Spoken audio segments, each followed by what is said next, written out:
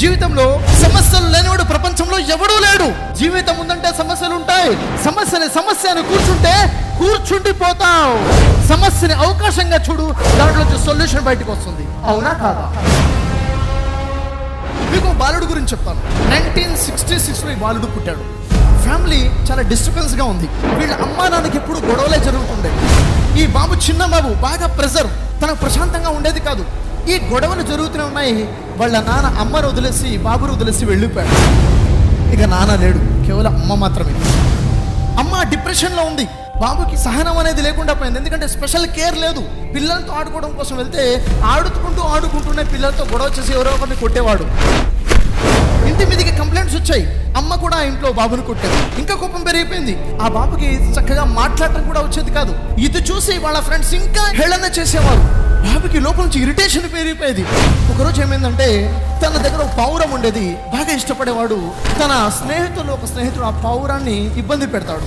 కోపం వచ్చేస్తుంది, వెళ్ళి చిత్తగా బాధేస్తాడు. వాళ్ళ పేరెంట్స్ పోలీస్ కంప్లైంట్ చేస్తారు. పోలీసు వచ్చి బాబుని అరెస్ట్ చేసుకుని వెళ్ళిపోతారు. 13 సంవత్సరాల వయసు వచ్చింది ఆ బాబుకి. 38 సార్లు పోలీసులు అరెస్ట్ చేశారు ఆ బాబుని. అంటే ఎంతగా డిస్టర్బ్ అయిపోతున్నాడో సార్ ఆలోచించండి. ఎవరిని చూసి వాళ్ళని కొట్టడం, చిన్న ఆటి కూడా కొట్టడం, అతని గురించి పేపర్లో కూడా ఆర్టికల్స్ రావడం మొదలవుతాయి. ఈ బాబు ఉన్నాడు, విపరీతమైన కోపం, ప్రజలను కొట్టేస్తాడు, చితక బాధేస్తాడు, రక్తసిక్తంగా కొడతాడు. ఇది ఒక వ్యక్తి చూస్తాడు. ఎవరో తెలుసా? ఆ న్యూయార్క్ ప్రాంతంలో ఉన్నటువంటి ఒక బాక్సింగ్ ట్రైనర్ చూస్తాడు.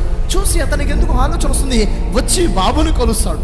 అసలు ఏంటో కడుక్కుంటాడు, వాళ్ళ నాన్న గురించి, వాళ్ళ అమ్మ గురించి. ట్రైనర్ అతని ఓదార్చి దగ్గర తీసి అతనికి బాక్సింగ్ నేర్పించాలి అనుకుంటాడు. అతనికి ఇంట్రెస్ట్ క్రియేట్ చేస్తాడు.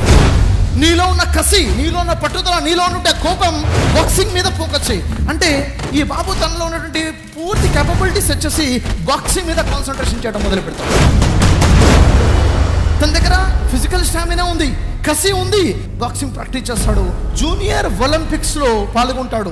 ప్రత్యర్థి నిలబడి ఉంటే 8 సెకండ్లలో నాకౌట్ చేస్తాడు. 8 నిమిషాలు కాదు, ఎవడు కూడా 30 సెకండ్ల కన్నా ఎక్కువగా నిలబడేవారు కాదు. గోల్డ్ మెడల్ సాధించేస్తాడు. అంతేకాదు, 18 సంవత్సరాలు వచ్చేసాయి. 18 సంవత్సరాలు వచ్చిన తర్వాత వరల్డ్ బాక్సింగ్ ఛాంపియన్షిప్ లోకి వెళ్తాడు.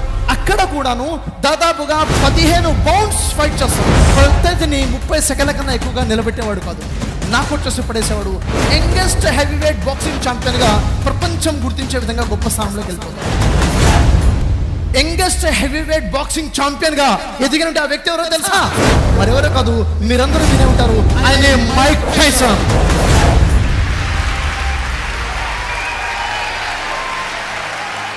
ప్రపంచంలోనే గొప్ప బాక్సింగ్ ఛాంపియన్ గా ఎదిగాడు. ఒక్కొక్క గేమ్ గెలుస్తుంటే మిలియన్ల డాలర్ వచ్చి పడేది. ఆ సమయంలో అతను ఒక అమ్మాయిని పెళ్లి చేసుకోవడం జరిగింది. ఆ తర్వాత ఏం జరిగిందో తెలుసా? తన భార్య ఇంట్రెస్ట్ భర్త మీద కాకుండా డబ్బు మీద వచ్చేసింది. ఇద్దరి మధ్యలో మనస్పర్ధలు, డైవర్స్ అయిపోయింది. డిస్టర్బ్ అయిపోయి ఉన్నాడు. అంతలోనే మైక్ టైసన్ యొక్క మేనేజర్ అకౌంట్స్ లో మొత్తం తప్పుడు లెక్కలు చూపించి పూర్తిగా మైక్ టైసన్ ని లాస్ చేసేస్తాడు. అంతేకాదు, కొంతమంది అతనంటే పడని వారు అతని మీద రేప్ కేసు బనాయించేసి అతని జైలు పాలు చేస్తారు. మైక్ టైసన్ 6 సంవత్సరాలు జైలు శిక్ష పడుతుంది. ఇన్ని సంవత్సరాలు ఒక ఛాంపియన్ గా మారిన తర్వాత ఎలాంటి పరిస్థితులు ఎదురయ్యాయి? మళ్ళీ జైలుకి వెళ్ళాల్సిన పరిస్థితి. జైల్లోకి వెళ్ళిన తర్వాత ఆలోచించడం మొదలుపెట్టాడు. అసలు ఏంటి జీవితం? పేదరికం చూశాను, డబ్బు చూశాను, ఏదో రోజు చనిపోవాల్సింది కదా. అసలు జీవిత పరమార్థం ఏంటి? జీవిత లక్ష్యం ఏంటి? మరణానంతర జీవితం ఏంటి? దేవుడెవరు అని స్పష్టంగా పరిశీలన చేశాడు. ఆధ్యాత్మిక జీవితం మొదలుపెట్టాడు. మైక్ టైసన్ కాస్త మలిక్ అబ్దుల్ అజీజ్ గా మారిపోయాడు.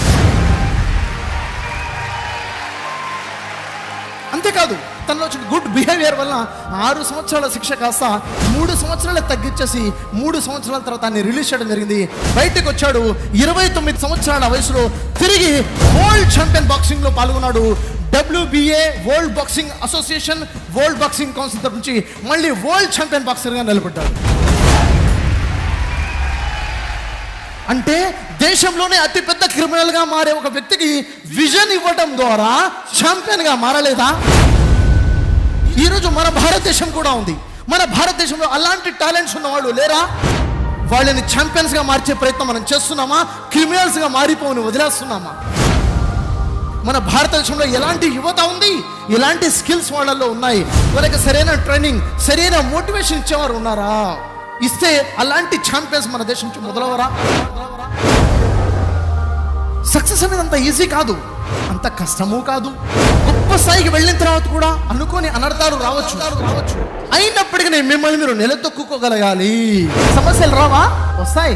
ఒడిదొడుకులు రావా? వస్తాయి. అనేక ఇబ్బందులు ఉంటాయి, దాటుకుంటూ వెళ్ళాలి. మధ్యలో ఎక్కడ కూడా ఆగిపోయావా? ఓడిపోయావు. అంటే కావాల్సింది ఏంటి? స్పష్టమైన లక్ష్యం ఉండాలి. లక్ష్యం అనేది మానవుడికి కావాలి సక్సెస్ సాధించాలంటే.